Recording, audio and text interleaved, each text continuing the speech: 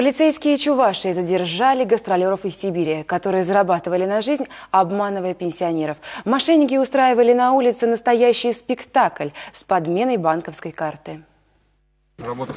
Сотрудники уголовного розыска МВД по Чувашии задержали 3 жителей Красноярска. Их подозревают в целой серии мошеннических действий. Свой обман они строили по старой простой схеме. Потенциальную жертву мошенники поджидали, как правило, возле банкомата, где тайно подсматривали пин-код их карты. Далее, по пути следования потерпевшего, мошенники подбрасывали им под ноги портмоне с деньгами. Тут появлялся второй мошенник, якобы находил этот кошелек и предлагал прохожему разделить его содержимое. В этот момент появлялся якобы законный владелец портмоне и просил вернуть ему кошелек. Затем он пересчитывал деньги и заявлял, что пропала банковская карта. Этот трюк был рассчитан на то, чтобы жертва, оправдываясь, вытащила свою карточку. Когда гражданин показывал свою карту, происходила подмена карты. Жертве передавали кусок, получается, пластика, муляж банковской карты, а настоящая карта находилась у злоумышленников.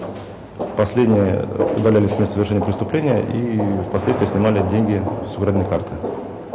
В момент задержания у них были обнаружены и изъяты сотовые телефоны с сим-картами различных сотовых операторов, много верхней одежды и банковские карты. Подозреваемые сейчас находятся под арестом. Выясняется их причастность к таким же преступлениям, совершенным в городах Казань, Самара, Красноярск и Абакан.